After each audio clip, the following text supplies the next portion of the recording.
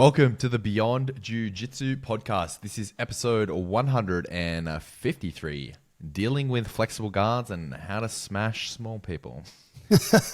I'm your co-host, Kieren Lefebvre, joined by Adam Childs. Yes. Hello, everyone. Smashing small people.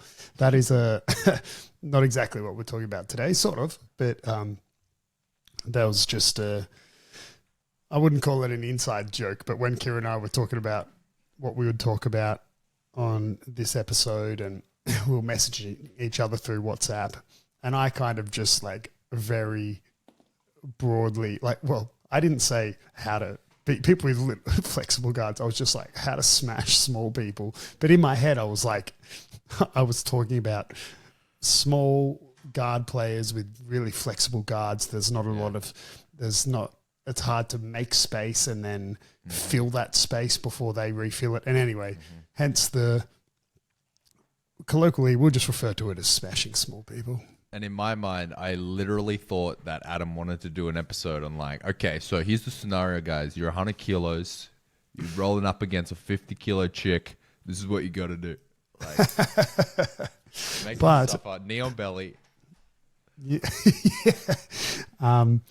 However, for the people who watched now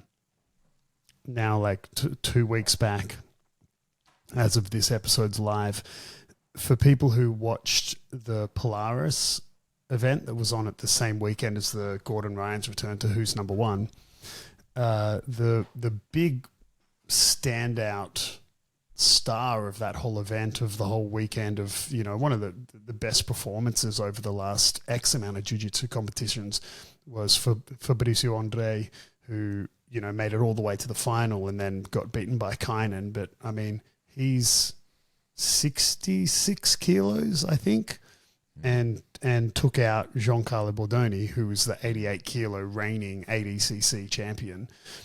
And so obviously, how do you phrase it? I'm not going to say, how to, because we've done episodes before on how to beat bigger, stronger opponents, or how to roll, or how to deal with bigger, stronger opponents. Obviously, that is where the conversation goes the majority of the time, because it makes the most sense as well, because it's like, well, why do you need to reverse that conversation? Like, the bigger dude has the advantage or whatever. However, to some degree, the conversation is worth having, because clearly we've seen multiple times in absolute divisions, the smaller guy beating the bigger guy, and jiu-jitsu was designed, or people sell it as being designed or created as the smaller, weaker person beating the bigger, stronger person, which we all know is true if the smaller person is trained and the bigger person isn't trained, right? It's not the case when people are of equal skill level, hence why there's weight divisions. But, I mean, it's hard to question that, it's hard to say Fabricio beat Giancarlo because he's that much better. I'm not taking a diss at Fabricio. I'm just kind of defending that, well, Giancarlo is ADCC champion, at 88 kilos. So obviously to some degree, the conversation's worth having of well, okay, you might be the bigger person who outweighs them, but do you have to approach a match with someone who's 1 or 2 weight divisions below you differently? So smashing smaller people is still relevant, I believe. That's how we got onto talking about this. Before we dive into it, though, there's a couple of little housekeeping things that I just want to mention. We mentioned it at the end of last week's episode, which means nobody heard it, because it was right at the end of the episode. So Kieren and I just both individually have a bit of shameless self shout-outs. So, I'll get it out of the way quickly. I have finally caved and am attempting to be a little bit more active on social media. So I have started a personal Instagram, which I previously had deleted, but now I've restarted a personal Instagram, a personal YouTube, and a TikTok, which all share the same content. The handle for all of them is Adam Childs BJJ. I've learnt that it doesn't instantly come up when you search it on YouTube. I don't know why. I guess because it's only a brand new channel with 2 or 3 videos. However, I've made a promise to myself. I've made a promise to Kieren that I will knuckle down and be more active. All the content is the same across the 3 platforms. So wherever you like to choose your content, but it's essentially just vertical reels, shorts, or whatever you want to call them. Little 30-second videos of just like techniques or technique tips or a detail of a technique or whatever. So that's my shameless plug. If you guys would care to follow or subscribe, awesome. If not, that's cool too. Kieren, oh yeah, your plug. Mine is a butt plug. I just want to rehash that chess episode we talked about with how do you cheat in chess. Oh, there's been developments in that. I know. I haven't followed it. About it. I haven't followed it as closely as you have. Oh, but I'm all over that yeah, shit. Yeah. Anyway, back to your butt plug. Back to my butt plug. Okay. So, yeah, I have started a podcast called BJJ Strong Podcast, specifically about performance for jiu-jitsu, so strength and conditioning, mobility, nutrition, everything in that realm. It is on all streaming platforms and predominantly on my YouTube channel. You can find that, Kieren Lefebvre, Jiu-Jitsu. Link is in the description, as is a link to Adam's socials if you want to subscribe and check that out and follow along. That is also in the description. So essentially, Kieren and I are beginning our separation. That's what. But yeah, guys, yeah. So check out Kieren's podcast if you're into some more specific. It's sorry to cut you off, but it's fucking ironic that you say that. Like we're beginning our separation, knowing what we know. This is why I don't. What do we know? Well, what do we know, Adam? Obviously, we don't know anything that we're going to talk about yet. But just knowing what we know. Don't worry. We'll talk about it off air. Everyone's confused. I'll cut this shit out. This is like the worst banter ever. Adam's so confused. I'm very confused. We'll stop recording and Kieren will be like, bro, remember? I quit jiu-jitsu. I quit jiu-jitsu months ago. I'm just, we're phasing. Well, what is the opposite of separating? Oh, okay. I'm with you now. With you now. Kieren and I are getting married, everyone. We are now openly gay. Welcome, everyone. Welcome. Start our own OnlyFans channel. I actually had I had a guy come into the gym today. I missed the opportunity to shamelessly plug the podcast to him because he came in. He's just moved from Canberra, which for international listeners is a few hours away from Sydney, and he's just moved cities, and so he's trained for a year and a half, I think he said. So he was looking for a new gym, and I don't really know the jiu-jitsu scene in Canberra, but I know there's an Atos there, and whatever else, and so I just asked, what gym were you training at in Canberra? And he said, I can't remember what it was called, but it was like Beyond Fight Factory or something. It was Beyond something. Okay. And I was like, but then the conversation moved straight away. And I was like, whatever. We need to get a poster, bro. I know. I should put a poster in the gym. Yeah. Right. Anyway, butt plugs. Tell me, what was the development? So I know this is slight little off topic, but it's on brand for us. I actually want to know. On brand. I actually want to know what was the development in the. Give me the short version of what was the development in the chess. So, for long story short, for people who don't know, there was a big scandal with cheating in chess, and people were like, "How do you even cheat in chess?" And it was like, well, you can essentially use a butt plug that can send vibrations to essentially tell you which moves to make and whatever. Yeah. Development. So the accusation, Hans Niemann, young junior player, very strong American grandmaster, was accused by Magnus Carlsen of cheating in an over-the-board tournament. Magnus Carlsen dropped out of the event. If you don't know Magnus, world number one chess player, highest rated like player. The Gordon Ryan of chess. Exactly. Gordon Ryan of chess. But less socially awkward. I'd say he's up there being as socially awkward. He's pretty socially awkward, but in like a positive way. He's the bad boy persona as well in chess, sort of. I don't know. He's good. Yeah. Anyway, so Hans Niemann sued both Magnus Carlsen, chess.com, and Hikaru Nakamura, which is a chess streamer, probably the most popular chess streamer in the world, and for $100 million combined. And that lawsuit was dropped. They aren't saying, obviously, it was settled outside of court, so they would have an NDA. They're not going to disclose how much was paid either way, if at all, anything. And Hans Niemann can now play on chess.com again. And he went on the Piers Morgan show. Hans Niemann went on the Piers Morgan show and was interviewed by Piers Morgan.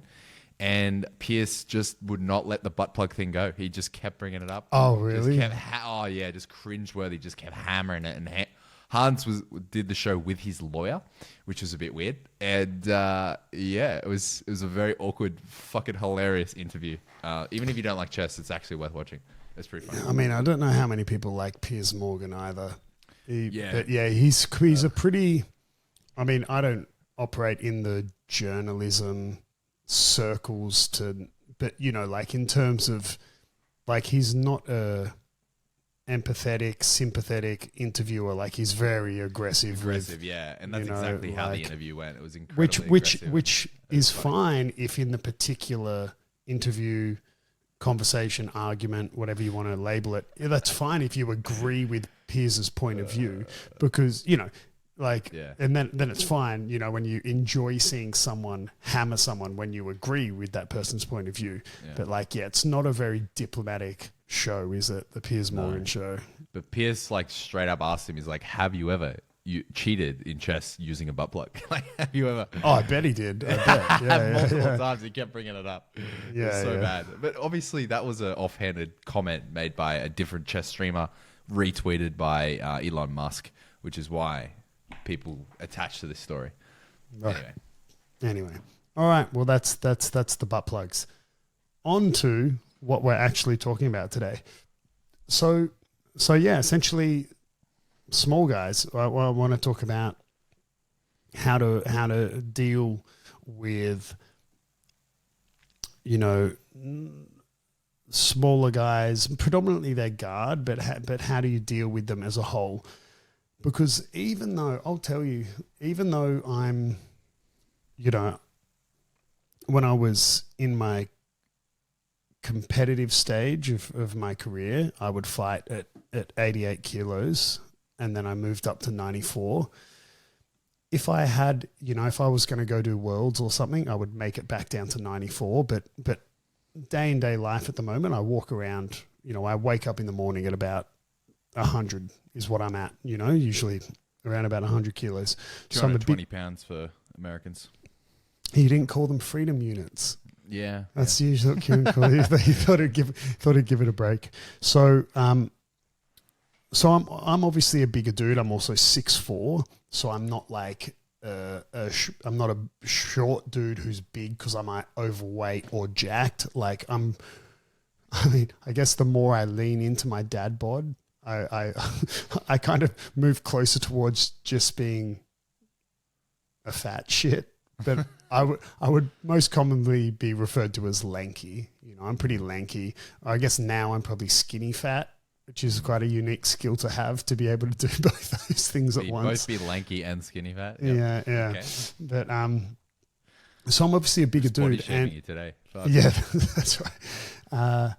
And if I'm going against someone the same, ballpark, the same skill level as me, I have a way harder time with a smaller person than someone my size, and which like the way the styles match up, or maybe that's a slight exaggeration. Like if I'm a little bit better than them, let's say they're a fellow black belt, but I'm a little bit, better than them, more technical than them, or whatever.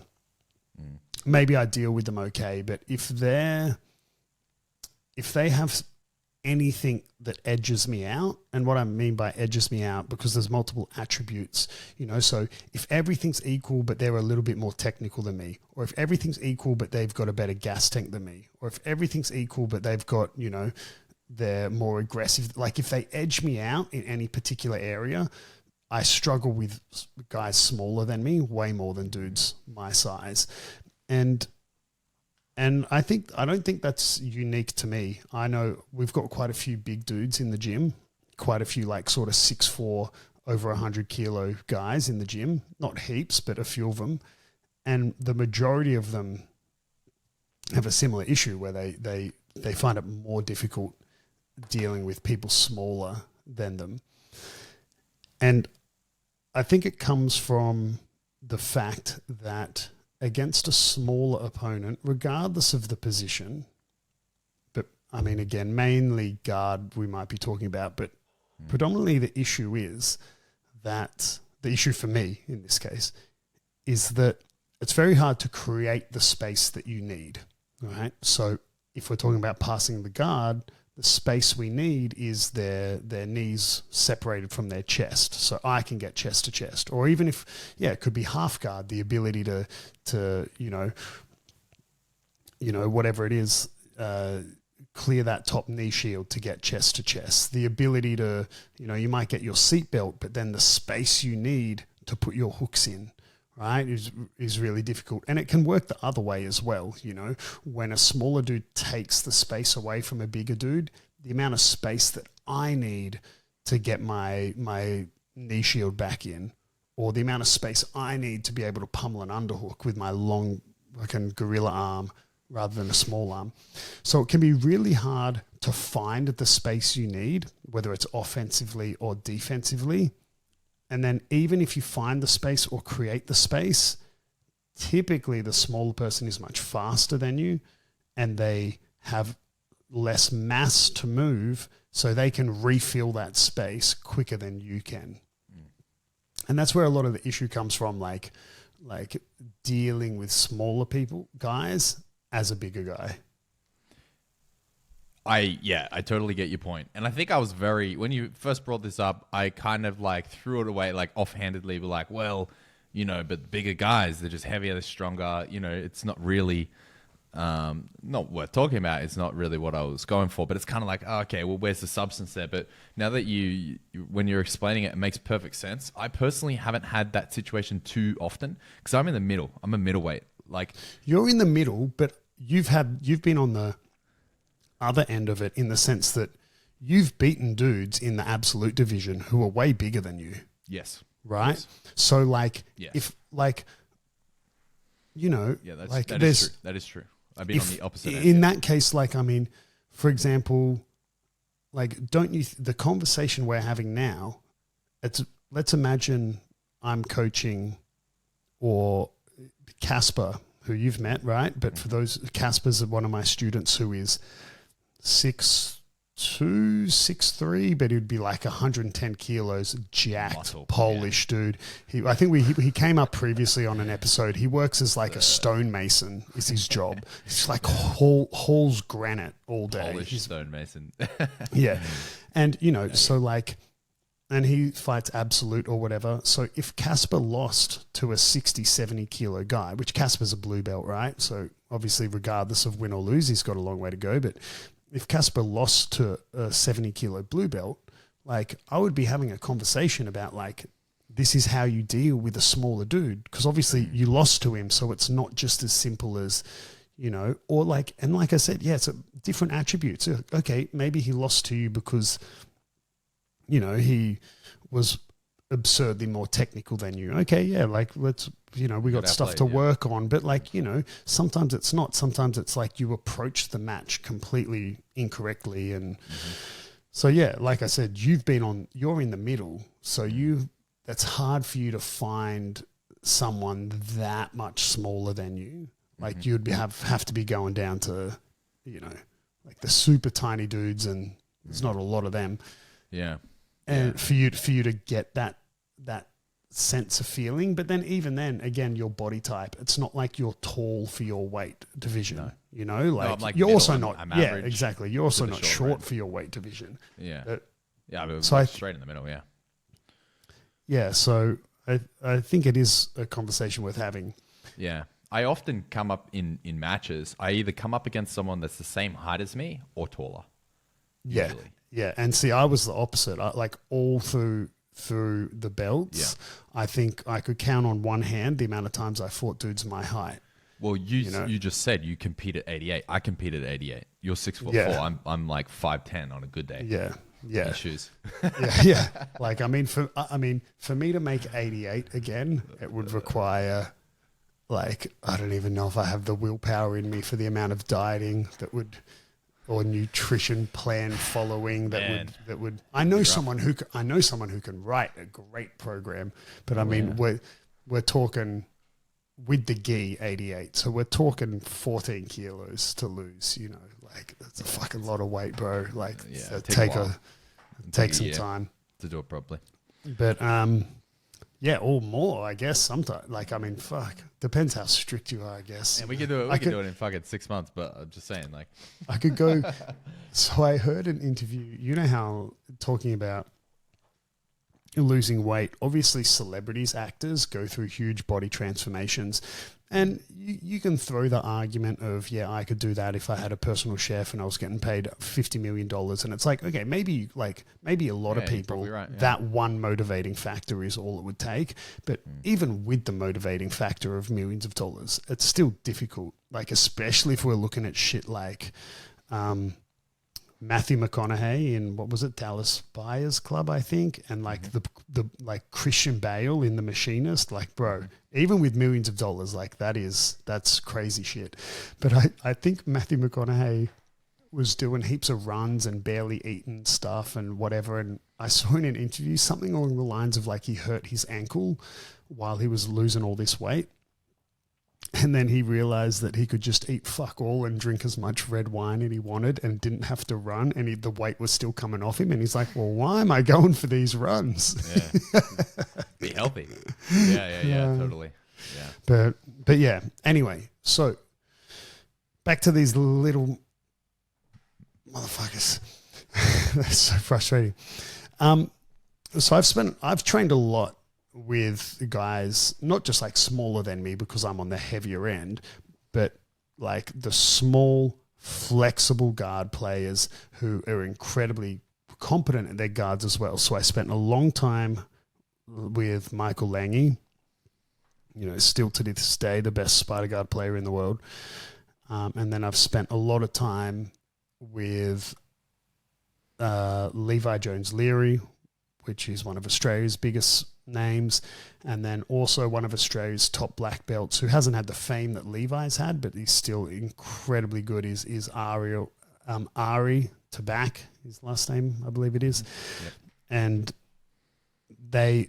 Ari has some of the most flexible guard retention. Like, him and Lachlan Giles did a guard retention course. I don't know if it was pre-Submeta and it went to BJJ Fanatics, or if it's on Submeta. I'm not sure.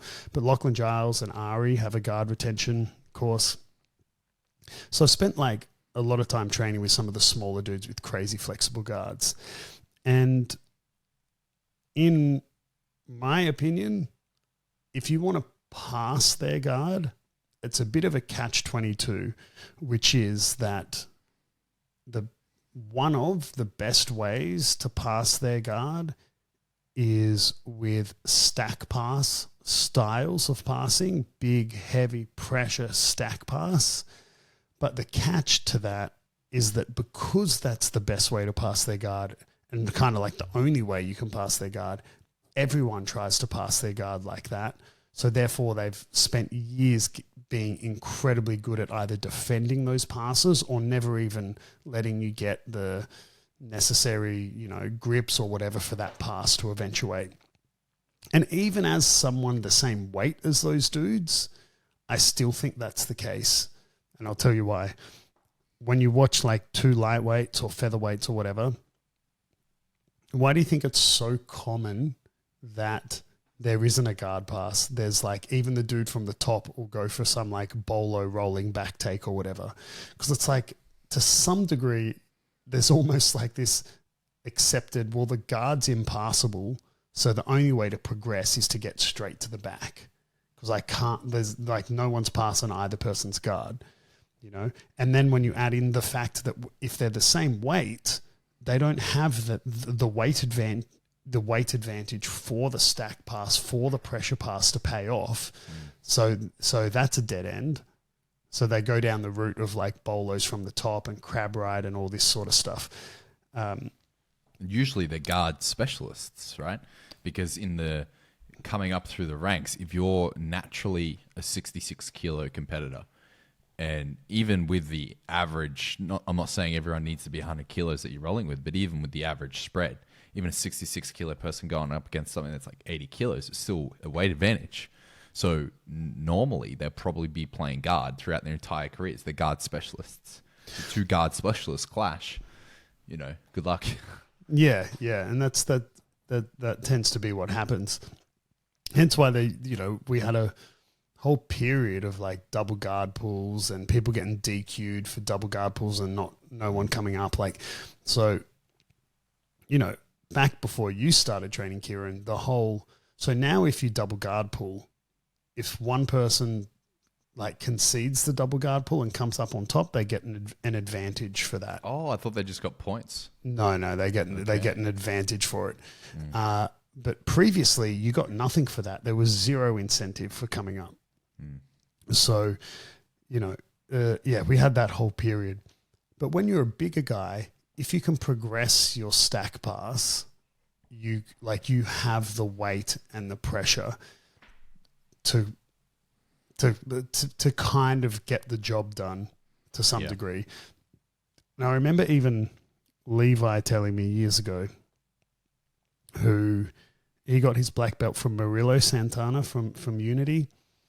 And apparently he told me that even right to when Levi got his black belt, where his guard was already insanely good, he used to tell me that Murillo would just smoke through his guard.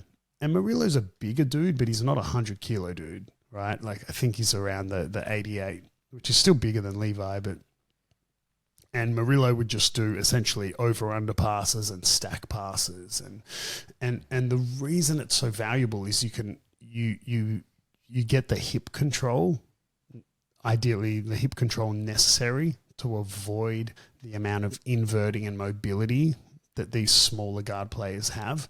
So you can get control of the hip, and you can just create a huge amount of discomfort over a long period of time, which can then eventuate into separating the knees from the chest.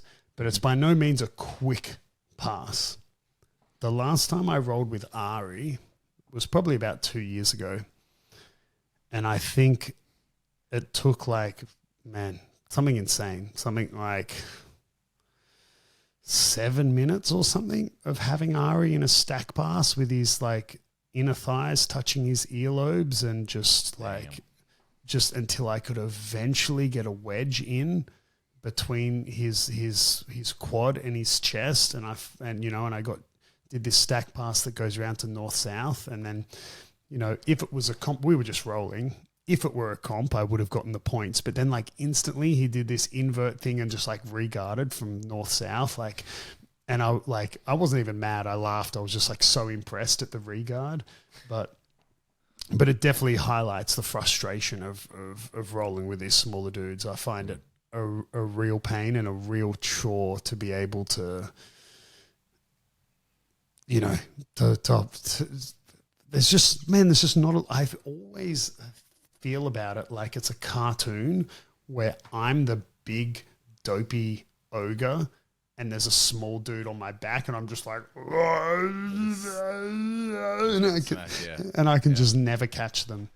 It's incredibly frustrating. But from my perspective, rolling up against bigger guys, once you do get past, once you do pass the guard and you can consolidate, unless they explode out with Ari, and you can never consolidate properly. Once you consolidate, if you have a 30 kilo weight advantage, you're pretty solid. The small guy, once the guard is passed, getting out of a bad position with a heavier opponent is fucked. Even if the weight advantage is only 10 kilos, it can be the difference between you getting out and not getting out. I'm talking equal skill here, or even if they, the person stuck on the bottom is a little bit more skilled. It's the weight really shows its advantage in those dominant positions. Yeah, that's right. Like, and often if I'm having the opposite of this conversation, if I'm so many times, yeah, like I can't think of the amount of, be like at least 50 to 1, the amount of time someone asks me how to deal with a smaller opponent. Most of the time people are asking you how to deal with a bigger, stronger opponent. Yeah.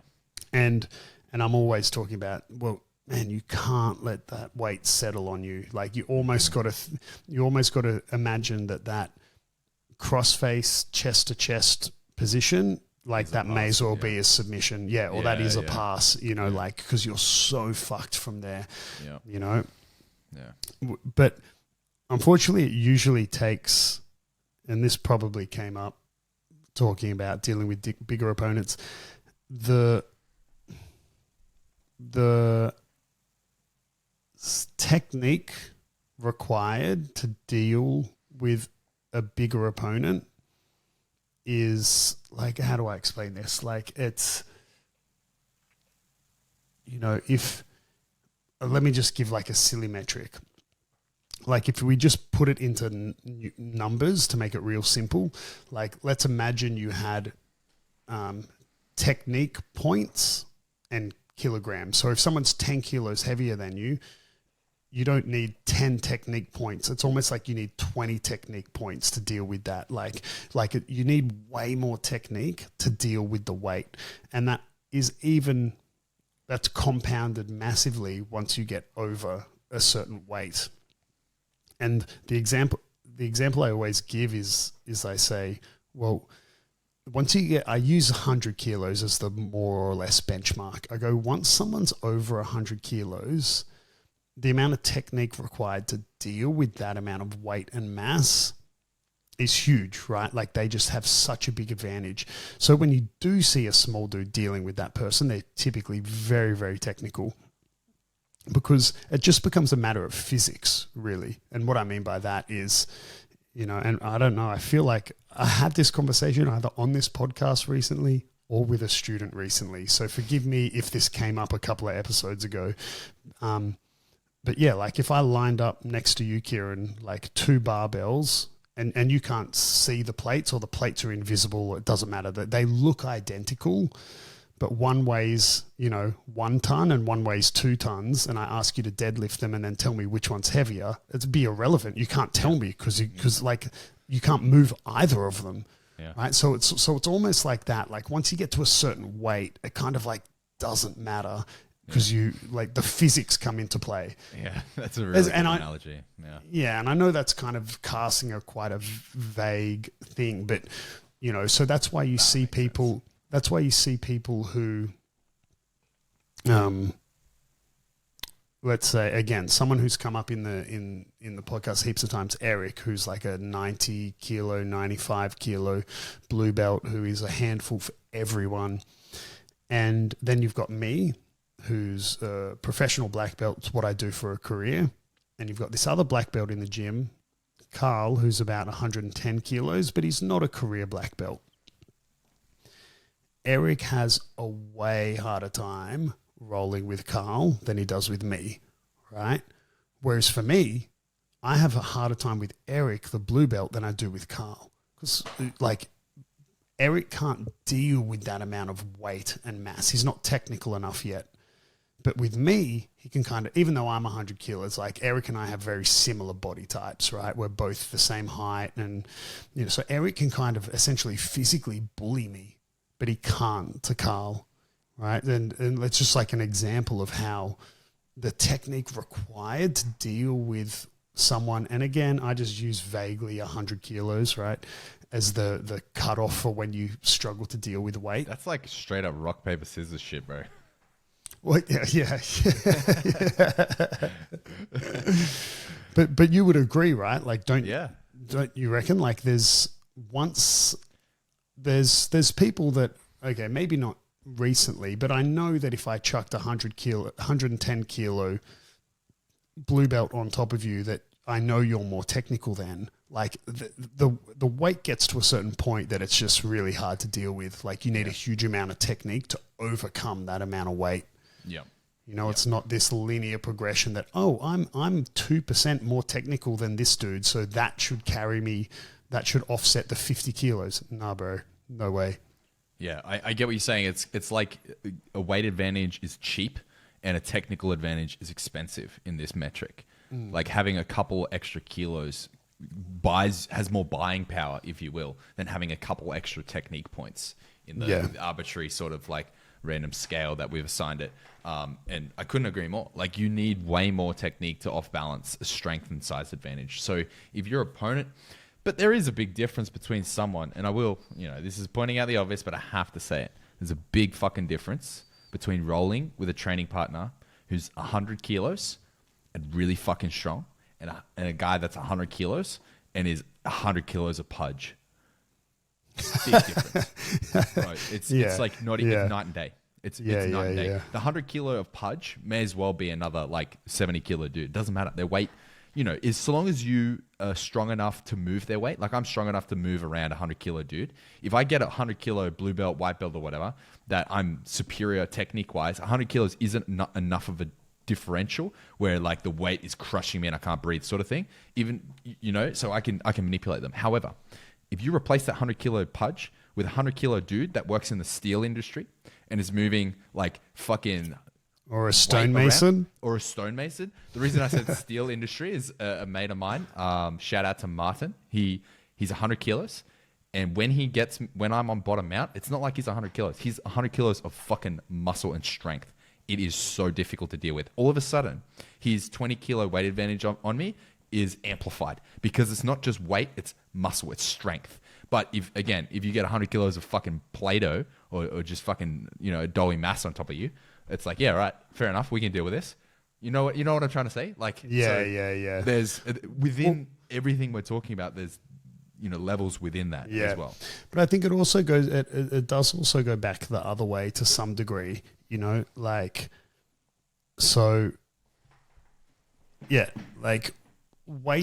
is cheaper, but again, it may be cheaper, but I guess, as you get to the top, I mean, obviously, if you're just looking on paper, the tail of the Tate or whatever, the dude who weighs more has an advantage, and I'm not disagreeing with that. But like we saw 2 weeks ago, Fabricio on Andres beat people heavier than him, right? So it's not as clean cut as that. Yeah. And, I just told the story of how it took like 7 minutes of me stack passing Ari to eventually pass his guard for 2 seconds. It's not like if I put Casper with Ari, like there's no way he's ever fucking passing Ari's guard. There's no way. Yeah. It's not like, because he's 110 kilos of muscle, he will. No. There's obviously, there's also a big difference between someone who's heavy and someone who knows how to use their weight. Yeah. 100%. So you definitely have to, so when I said stack passes are a great way to deal with these smaller opponents, you have to know how to use your weight. So one of my other students who is probably about 90 kilos or 85, I asked him the other day, I was like, how heavy are you? And he's a purple belt. And he kind of laughed, just, I guess, because he felt or thought that it was the conversation of like, you feel heavy because you're a fat piece of shit. He's not fat, but he's like an older guy, right? Like he's not 20 or whatever. And I said, no, because Matt is his name. I said, Matt, it's not because, I said, you weigh 85, 90 kilos. I said, dude, you feel like you're 110 kilos. I knew exactly you know who I'm talking about. Yeah. Oh, I'm bro, before you even said his name. Yeah. Yeah, I'm like, you're so heavy. Like, but I mean, I said, not because you're heavy. I mean, I've trained with people on the scales that are heavier than you that feel way lighter in a roll. He can put his weight on a dime. Matt uses his weight and his base so well. He's very, very effective. And and so that brings me to our next point. It's about how, so if the conversation is about, okay, I'm a heavier dude, how do I use that to beat a smaller dude? Well, you have to use your weight to your advantage. The same way a smaller dude uses their flexibility, their agility, their cardio, their whatever attributes they have to their advantage, you have to use yours to your advantage. And I believe years ago, Cobrinha said in an interview or something along the lines of, if I were to fight Roger Gracie and go, I think he was addressing the whole like, oh, you're so big and so strong and, oh, you use so much strength or something like that. And he said, well, if I were to fight Roger Gracie, and for those who don't know, Cobrinha's tiny. It's like, if I were to fight Roger Gracie and go toe-to-toe with him in a strength-style jiu-jitsu match, I'd lose every time. But if Roger came at me in a agility-based, trying to be faster than me jiu-jitsu match, he would lose every time. You have to use the attributes you have. So going back to talking about Michael Lange, he fought his career at lightweight. Man, he felt like he weighed 100 kilos easy. He felt so heavy. And like you said, the expression, he could put his weight on a dime.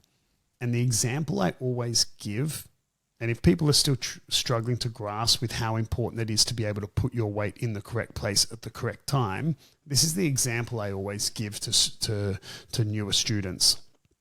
I get one student to lie flat on their back, and then I'll essentially go, not side control, but like imagine side control-ish position, and I'll go into a push-up position, but like one hand on top of the other, right, instead of a regular push-up, and I'll put both those hands on the near shoulder of that person. And I'll say, all right, no hip escape, no anything. I just want you to turn onto your side like you're rolling over in bed. Turn onto your side. And they easily do it, right? They get up onto their side. I go, okay, now I'm going to do the same thing, but instead I'll be having my hands, that push-up position, on your far shoulder. Now turn onto your side. And they can't, right? And it's just like a very clear example of how important it is. Well, I could put all my weight, but if it's in the wrong spot, they're still turning onto their side, or they're still doing their hip escape, or they're still bridging, or whatever it is, right? So your ability to put your weight where you need it at the correct time is how you get heavy in jiu-jitsu. It's a super important skill to learn, to be able to then use your weight to deal with someone who's a bit smaller than you, more flexible. They've got all these other attributes. It's like, what good is the size and strength if you don't know how to use it? 100%. Right. Sorry, no, you go on. I was just, recently, I think I mentioned this the other day, been training with a high-level black belt in judo. And, I've got easily 10 kilos on him. On any given day, it's about 10 kilos. He's about 70, 71, 72. I'm about 80, 83, whatever. His ability to use my weight against me and fucking throw me through the air because I'm like just charging into him and just trying to, bully him with my weight. But because I don't know how to use my weight advantage on the feet, and obviously I'm getting out techniqued, all of a sudden my weight goes from being an ally to a liability. Some Steven Seagal shit, bro. Yeah, legit. It goes from, but like, in judo, in stand-up, in judo, when technique is similar, weight advantage is make or break. That's why they water cut for their comps. That's why weight divisions are so important in judo. Like even more important in judo than it is in jiu-jitsu, I would say. And you could probably argue the same for, wrestling as well. But when you don't know how to use your weight on the feet and you're getting completely outclassed, it's kind of like it. Yeah, but particularly the first times with stand-up, like, oh my God, my weight was definitely a liability. It was not helping me at all. Well, we've had recently a guy coming into the gym who I'm not gonna mention who he is, but he's so I'm told, he's a massive name in the rugby league, rugby union, professional scene. I don't follow those sports, so I was unaware. But then I had a few people tell me, they were like, bro, he's like what would be an example? Like one of the current guys. He's like, man, he's like the Mika Galval of rugby. Like this is a massive, massive prodigy like coming through. Anyway, so he's come in because it's the off season for those who don't know, rugby league, rugby union, massive sports in Australia.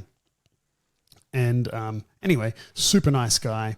He's probably, 6'4" as well. I don't know. He's similar height to me. 19 years old, big, fit, strong. And he's just doing a bit of jiu-jitsu as a hobby while it's off season. And we did like some side control specific. And yeah, that's funny because you've got someone who his career requires a whole lot of kind of tackling and putting people down on the ground. But he couldn't keep anyone in side control, and and he couldn't escape anyone's side control. Obviously, he's a big professional athlete. Put a 50-kilo person on him, he could literally bench press them, Turkish get up them off because he's a big 100+ kilo dude. But just to hammer home the whole, well, you can be heavier and stronger, but there's still technique required in being able to use that, right? Because you have, Definitely. a 100-kilo dude who comes from another sport, is a professional athlete, and it's not as simple as you're bigger and stronger so you can win. Yeah, definitely agree. In short, I would say eat more, though. Definitely. Get bigger. Get bulked. Get big, son. Fill up to the weight bracket. You know how it is. In terms of dealing with these smaller people, if you will, as a bigger person, I don't really have much more to say other than those two things, really, which is just to refresh it. If we're talking about their guard, I honestly believe that pressure passing, over under, stack passing is the way to go. It's the best way to control the hips, which is where everyone should know the majority of your jiu-jitsu guard mobility comes from, is your hips and your core. So if you can control that and slowly open that knee to chest connection and then put a wedge in there. Another great example of this, actually, which is not actually small guy counters, but if you go back to one of the few people who would beat Bernardo Faria, which was Rodolfo Vieira, he would pass and then he would do this kind of, there's no better way to explain it other than like, imagine you had a stick and you would decide, you know how like when you're a kid and you collect sticks and you like break a stick with your shin or your knee, right? Because you need a smaller stick or whatever. Yep. And maybe for some reason you decide to like break it over your head or whatever.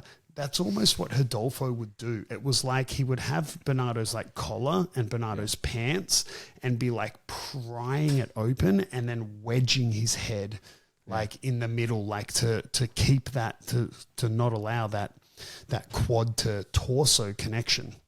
Yeah, I end up in that position often from like the from over under sort of, or from pressure passing. So you know what I mean. It's similar to like you kind of get there from a leg weave pass as well. Really common. Because you already have the collar and you have the pants. Exactly. Yeah. So that's I honestly believe one of the best ways to pass. But then you really have to, if we're now talking seriously about it, like you're a bigger dude and you're going into the absolute division and you're against a smaller dude, right? Yeah, like we've seen multiple times the smaller people beat the bigger dude. So obviously, well, if I'm the bigger dude, what do I need to do? You need to use your attributes to your advantage, right? So you have to know that the dude's going to be faster than you. So don't try to be faster than him. Get hold of the motherfucker, hold on to him. Literally the same way shit plays out in anime, right? Like you're the bigger dude. Just crush. Put knee on belly, bro. You know, we joke, but like you get knee on belly and absolute, just hold it. That's you just crack that nut and you're fine, bro. Bro. Yeah. So that's what I want to say about that. Yeah.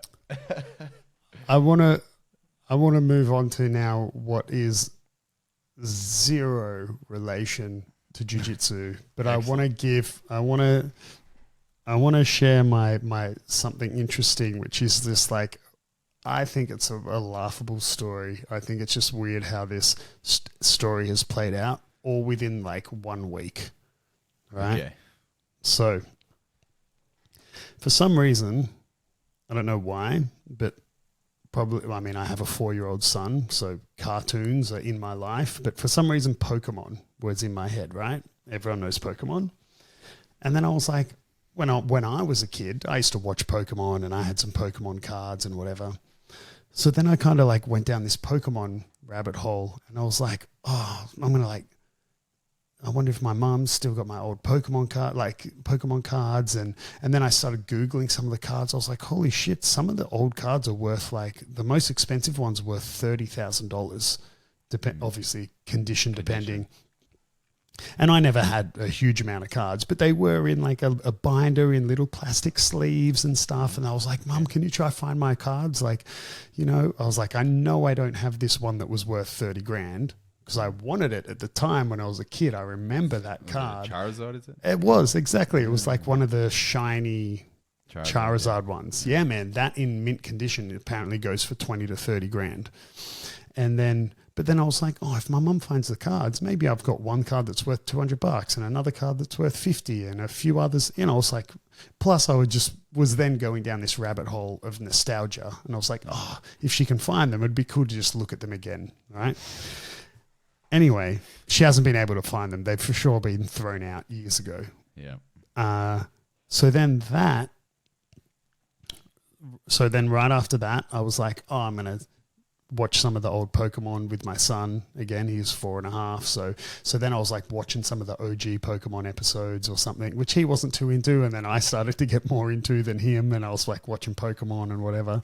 And then he wasn't even in the room and you wasn't Pokemon. That's right. Yep. Right. And then after that, I checked my mail and I've recently-ish moved house. And I check my mail and there's some like blankish mail that's addressed to what I assume is the previous tenant because it's not addressed to me. And in Australia, it's really common to get these sort of blank envelopes that will have like a fridge magnet in them. And then it'll just be like, call for emergency plumbing or like lose power in the middle of the night, call us. Like super common. I don't need magnets. I have so many magnets on my fridge and I don't collect magnets, but for some reason, I don't know why, but for some reason I was like, I want that magnet. So I opened it and it wasn't a magnet. It was Pokemon cards. And I was like, what the I was like, wait. What? The letter was addressed to your house? Yes. Okay. So it didn't have someone else's name on it, right? No, Kieren, it didn't have someone else's name on it. Because that's a federal crime, Adam. It was addressed to my house. Okay. And I was like, I want this magnet. So I opened it. There was fucking cards in there. Wow. There was Pokemon cards in it. What the and fuck? I was like, what? And then the story keeps going. And then this is all happening in the 1 week. And then the next day, I walk past this shop that I walk past all the time. I have been walking past it. It's like a news agency in a shopping complex.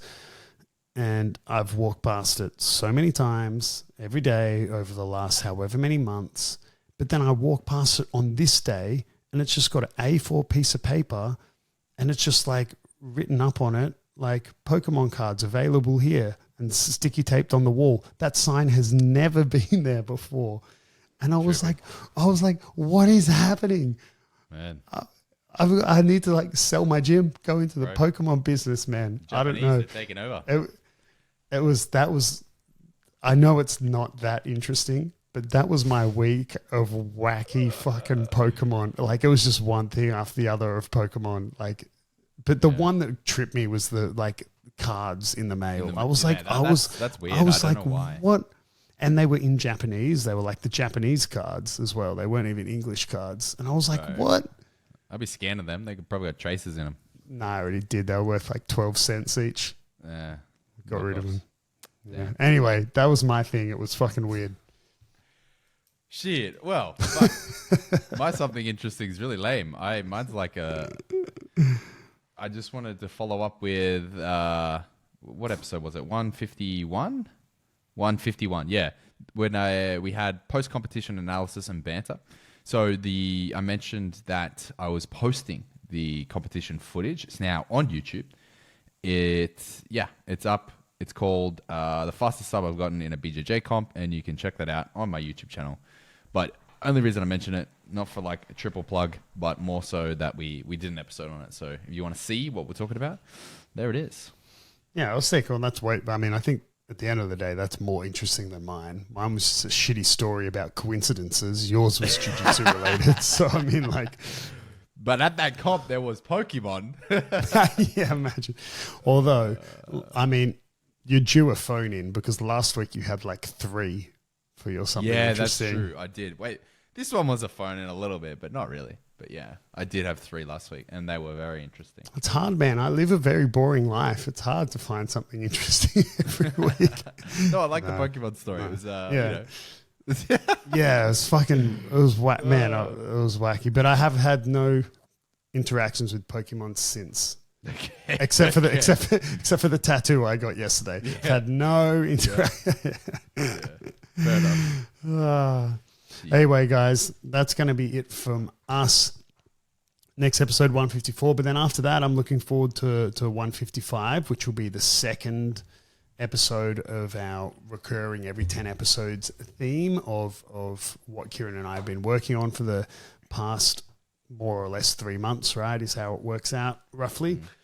So I'm looking forward to that. But yes, as always, guys, you know where to find us. There's now even more social media platforms you can find us on.